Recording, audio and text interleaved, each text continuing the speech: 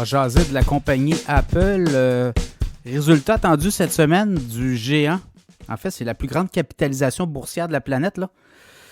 Apple est, oui, on le voit, les ventes déclinent tranquillement. C'est 4e trimestre consécutif avec une baisse des ventes trimestrielles. Mais c'est pas beaucoup et les profits continuent de monter. Donc, signe que l'entreprise demeure très rentable. Alors, au dernier trimestre, 89,5 milliards de revenus. C'était 90,1 milliards, donc baisse un petit peu des ventes.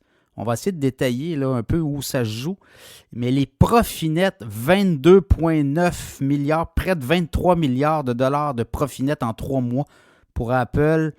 Versus même trimestre l'année dernière, 20 milliards 700 millions. Donc, voyez-vous, là, on est là-dedans, dans ces eaux-là. Donc, toujours profitable. On a battu les prévisions des analystes sur les profits, peut-être pas sur les revenus. Donc, le titre se fait brasser un petit peu, mais pas tant que ça. Et quand on regarde un peu d'où viennent les ventes, bien, sur les 89,5 milliards de ventes, bien, il y en a 40 milliards qui viennent des Amériques. Donc, Apple demeure quand même très populaire en Amérique du Nord, Amérique du Sud, Amérique centrale.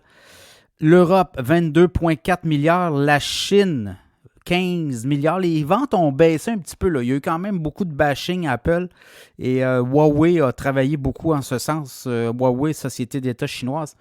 Mais pour le reste, je regarde, les ventes se maintiennent quand même de façon solide. Un petit peu en Europe. En Europe, il y a des récessions là, dans certains pays. Ventes en Chine, un petit peu en baisse quand même, mais depuis le début de l'année, les ventes sont en hausse en Chine. Et quand on regarde les produits où ça a baissé, le iPhone continue, 43,8 milliards de hausse de ventes, de revenus du iPhone. C'était 42,6, donc il y a progression là. Les Mac, les ordinateurs Mac se sont moins vendus.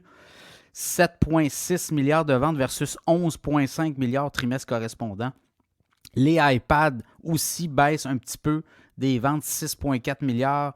Tous les produits, les accessoires, les écouteurs, les autres wearables, là, c'est les montres.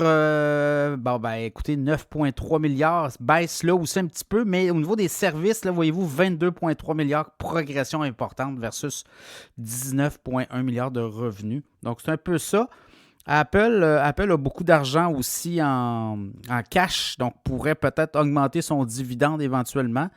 Au niveau du titre boursier, le titre, depuis le début de l'année, écoutez, il est à 125, il a monté à 195, 196 $ à la fin juillet.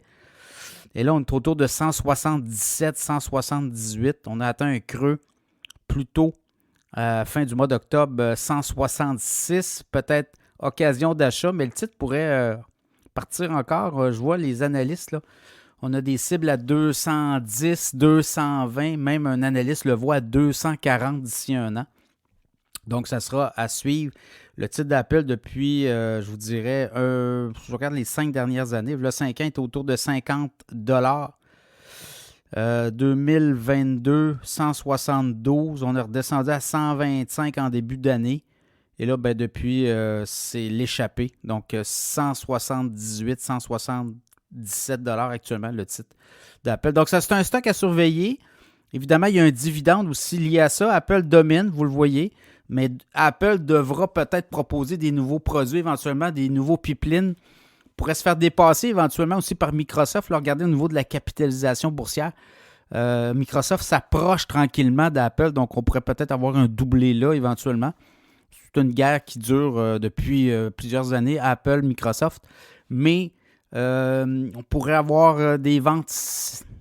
Les fêtes s'en viennent. Est-ce qu'il y a un épuisement aussi des iPhones à 1500 $? Donc, Apple devra trouver quelque chose, une bougie. Est-ce qu'on va avoir une acquisition? On parlait peut-être d'acheter Disney. Est-ce qu'on va aller là? Donc, Apple, un titre à surveiller.